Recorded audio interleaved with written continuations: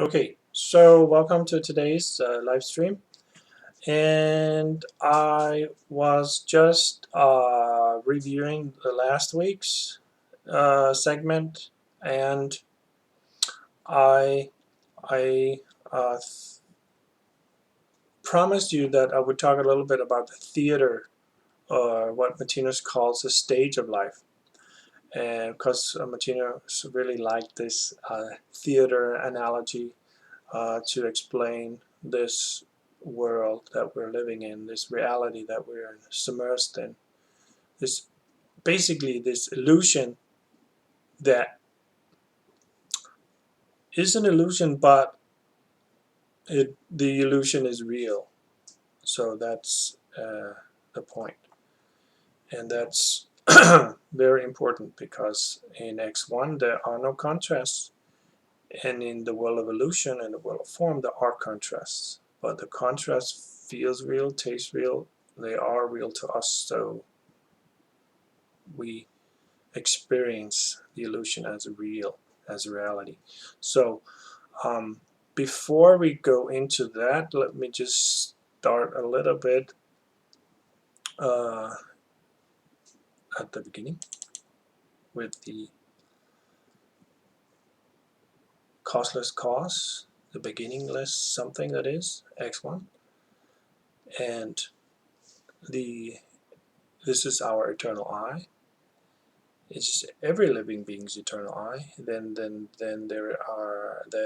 we have X2, the creative power of the universe, and when we put those two together, we get the created world, or the world of form, or the reality we live in, the stage that we are currently both being actors in, screenwriters for, and audience members at. So if we look at how that all happens, here we see X1, X2, X3 put together. We see all the living beings out here, all the see all these white out here at the rim, the edge. These represent living beings, each with an I here, X1, with the creative capacity, the purple, X2, and something created here, yellow, and this X3 here. So if we zoom in on one of these beings, it could be a human being incarnated on this planet here, right here, planet Earth, going this way in evolution, counterclockwise towards the star. If we just look at one being on this planet, could be you, could be me, could be anybody. So how does that look? So if we zoom even further in, we should be able to get a symbol of the living being. If, excuse me here, I have a little technical difficulties pressing the buttons on the keyboard. So then we zoom in and we see again here X1, the eternal I, the formless, nameless something that we are, and that is the I that is at one with the eyes of all beings everywhere. Some people call it God. In Martinez spiritual science, or in the Third Testament, Martinez calls it a nameless variable and gives it the letters X1. And then we have, after the white, we have this purple, and with the 6 colors, the 6 talent kernels, and he calls that X2. And X1 and X2 together is the superconscious mind. And then X3, the created world, world of form, the stage, the illusion that we call reality because it feels real to be in this illusion, this play, this theater of life, right? The world. X1, X2, and X3 are inseparable. They're a triune principle. And that every living being constitutes this triune principle of X1, X2, and X3. the unmanifest, the creative power, and the manifested. So I found in section 900 and something, 930s or 40s, something that Martinez writes in the Book of Life, volume 3, and I thought it was kind of interesting because, oh yeah, maybe just, he also calls this top part here, as I mentioned before, the superconscious mind, sometimes only X2. He calls it the superconscious, and then he calls X1 the I. But basically, this is our superconscious identity that survives death, that we take with us from incarnation to incarnation, from life to life, right? So, and then we build up on these talents. Every life we get more and more talented in different areas. So, and then this X3, the stage here down here, he also calls it the subconscious mind or subconsciousness. So he has a super consciousness and he has a subconsciousness terminology that he uses, Martinez. He uses these two terms. So with that in mind, knowing that this subconscious mind or the subconsciousness is X3, is the manifest world, is the reality that we experience, the theater of life, the stage at which reality outpictures itself. Let's read a little bit in Livets Bog, volume 3, section 946. And this is currently being translated, and this is not really the final translation, but it's all I could get my hands on right now. So if we start reading here, without this subconsciousness, no form of manifestation or creation, and consequently no form of experience of life would be possible. Subconsciousness thus constitutes an area belonging to the individual, but external to his superconsciousness. This area sits directly on his outer visible surroundings, but is foreign to the individual himself. That's external to X1 and X2. He's saying it. The translation is not perfect, so pardon me.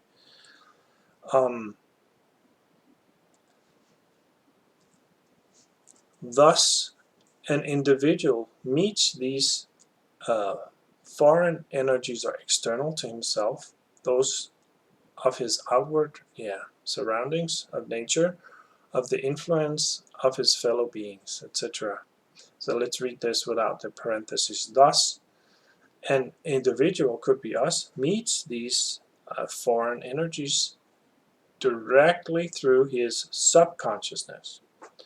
But as this contact is synonymous with the two forms of energy, namely that of his surroundings and that of his own, it is inevitable that the result of this meeting will be a definite reaction. So it's saying that there is a reaction between the energies coming from the superconscious mind, the superconscious part of our being, and in the meeting with the subconscious part of the being, the X3, right?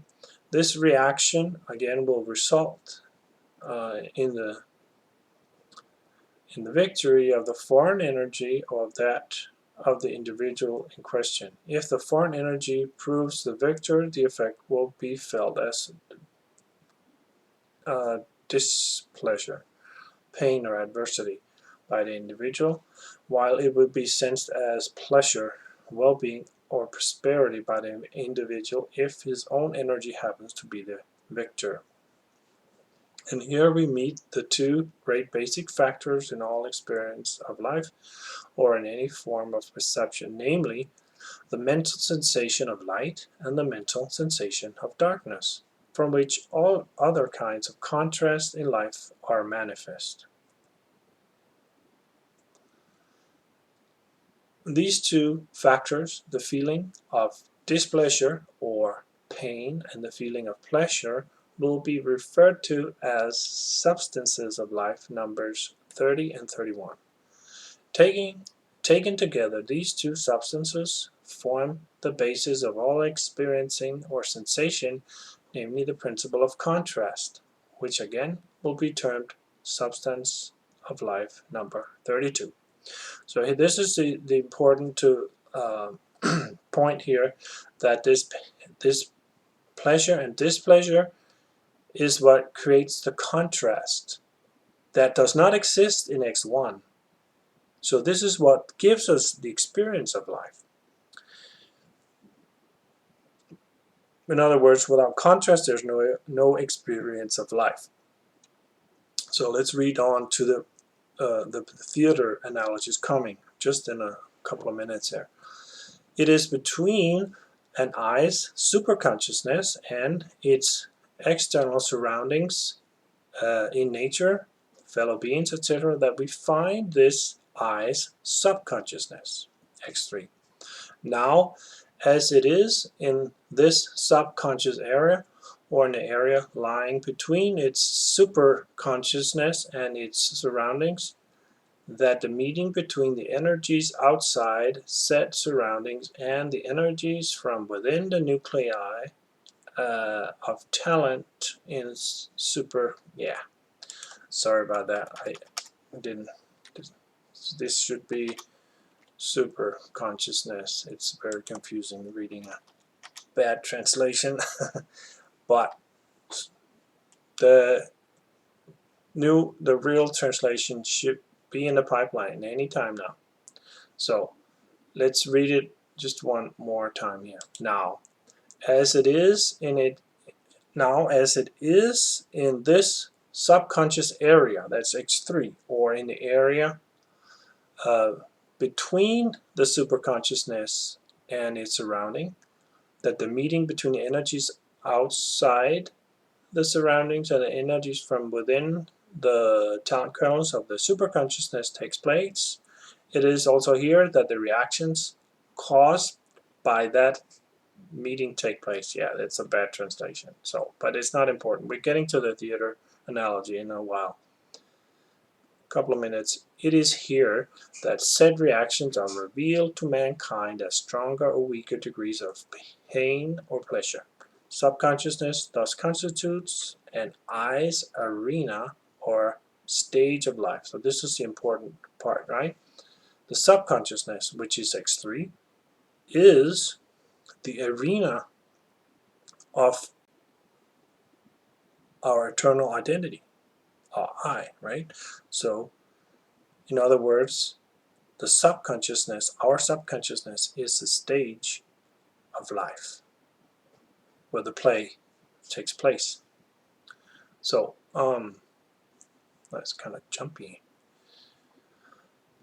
Let's read section 947. So now we know X3 is the stage, right? So what happens on this stage? So we have to have a X3, otherwise we couldn't experience life. And this is what makes life interesting, or the world interesting, is that it's like a play. Something is happening on the stage. So basically, this is the meaning of life, is to experience what's happening on the stage. It's basically all entertainment. So, section 947. As an I's experience of life happens in its subconscious mind, it finds itself here within a certain area in the role of a spectator or audience member observing this stage of life.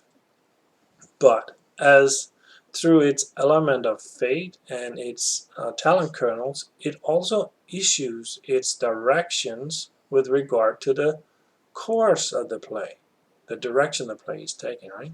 Its experience of life being performed on said stage, the I thus concurrently enacts the part of both actor and uh, spectators, or we call audience, on this primary stage of life.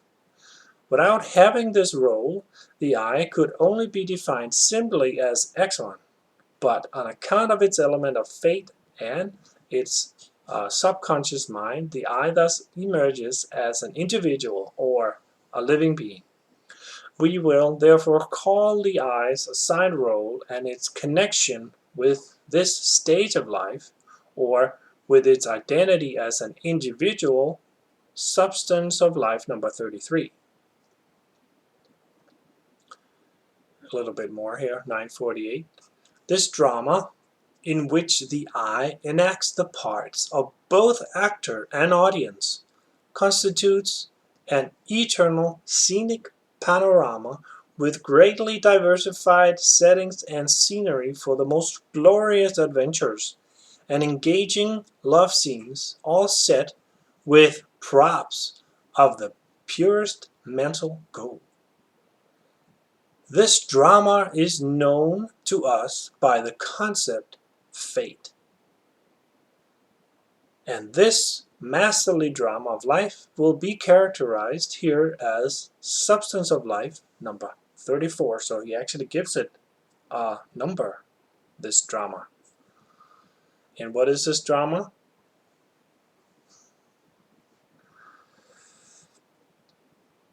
The concept of fate, right? This drama is known to us by the concept of fate, or destiny, karma. What we give out, we get back in return, and that's why the stage of the play looks the way it looks right now.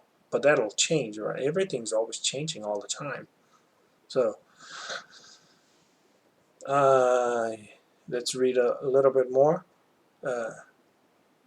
Section 949. Actually, this fateful drama is thus performed in the subconscious mind of the I. It might be likened to a theater, and just as a theater possesses a stage with props, dressing rooms for the actors, and an auditorium with boxes, stalls, pits, and gallery for the audience, so too all these phenomena have their areas in subconsciousness as well. But in this theater, there are only two actors and one spectator, or one audience member. So two actors, one member of the audience. But there are numbers of settings and characters. The two actors are the Godhead and the Son of God.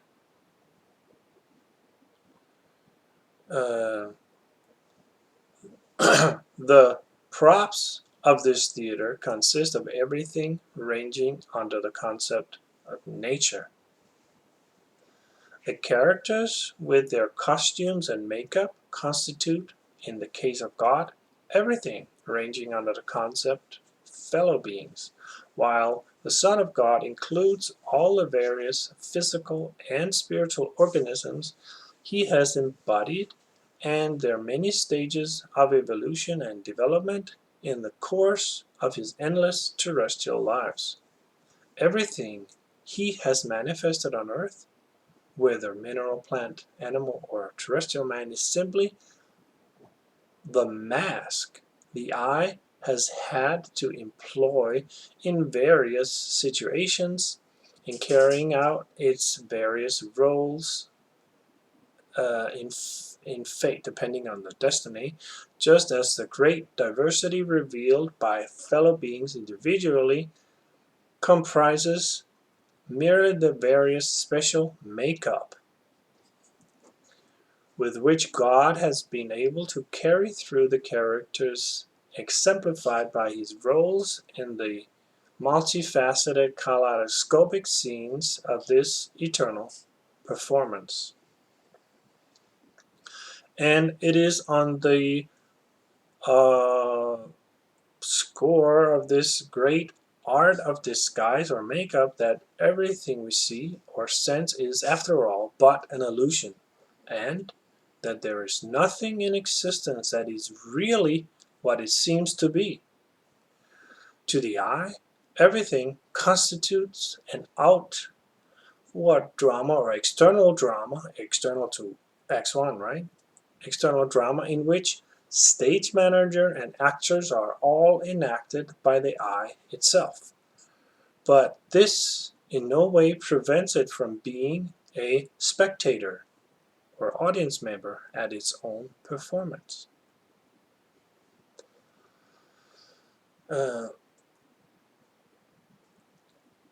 On the strength of, depending on the strength of its talent kernel and the automatic functions released by them, the eye constitutes a kind of directing actor on its own stage of life or subconsciousness. But as this phase of its existence consists of automatic functions, that is to say, of certain forms of power originating from its talent kernels, these functions are thus beyond the eye's range of perception. They are like an intermezzo played behind the scenes, and are thus outside the eye's day-conscious will and control. Apparently, they seem yeah, covered in darkness. This, then, is the reason why this aspect of subconsciousness has been defined in the Book of Life as night consciousness. This night aspect of consciousness, thus, in reality, constitutes the the back premises, backstage, right? Backstage of back premises. Yeah, I don't know how, not really a good translations, but so this night consciousness is what is behind the scenes of the stage of life. It is the night consciousness is its engine room or technical section. It is this aspect of the stage in question that is hidden behind its curtain or props, and consequently an eye's night consciousness is characterized in the Book of Life as substance of life number 35. Let me just do this last part here. 950. As we said above, the eye constitutes a spectator at its own life's performance, subconsciousness, and thus the frontal aspect of this performance faces said spectator. And furthermore, it also constitutes the auditorium from where the illusion conveyed by the facial makeup of the actors, their costumes and settings, thus seems a reality. This reality is synonymous then with the aforesaid play or fate. This aspect of subconsciousness or the eye's auditorium facing its own life's stage on which the eye senses or experiences its fate is the same as what is defined in the Book of Life as day consciousness. So basically, it's a real gnarly way of saying that day consciousness is what we see on the stage, and night consciousness is what we do not see on the stage, all the hidden stuff, right? Behind the scenes effects and all that stuff. So basically we have the day consciousness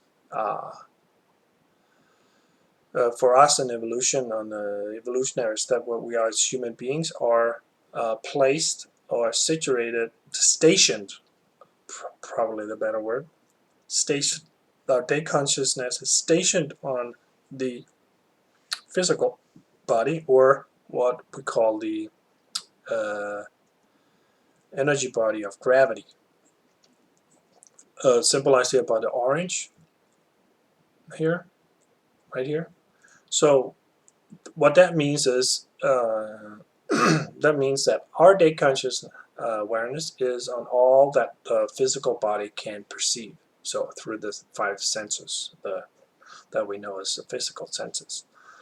So that is our day conscious awareness, or our day consciousness. Our night consciousness is all the other stuff that takes place in the background, right behind the scenes, with all these other colors, five colors. So through evolution, little by little, our day consciousness will move. So this is not stationary, but it's dynamic. It will move to more and more be on the yellow, which is our feeling body, right? So what, of course, there will be a segment right in between our stage of evolution where we have both the orange and the yellow, which means the physical body and the feeling body, where we have day consciousness on half, right? We can imagine there's a little piece here moving from the orange to the yellow, and in between, in the transition, there will be a time where we have day conscious awareness of both the physical and the feeling. And what that means is that basically animals have 100% day conscious awareness on the physical, and they're totally outside there in the physical realm, and there's a danger there, so they always have to be aware and look and freeze, and if there's a danger, should I run, should I stay and fight, you know, that type of stress response is good for the animal, but not for us, because we're human beings. We have moved our day consciousness a little bit more over into the yellow, the feeling energy, which means that we are also beings that have feelings and thoughts, and we have also an inner world where we're not just entirely in the external environment. We have a part of our consciousness is focused on thinking and feeling and what's going on inside ourselves, and that means that part of our day consciousness is already inside, which means not outside, not external, which is the orange, right? But inside, which is yellow, inside the feelings and so forth, right? Love energy is also something Martinez used, the yellow feeling body.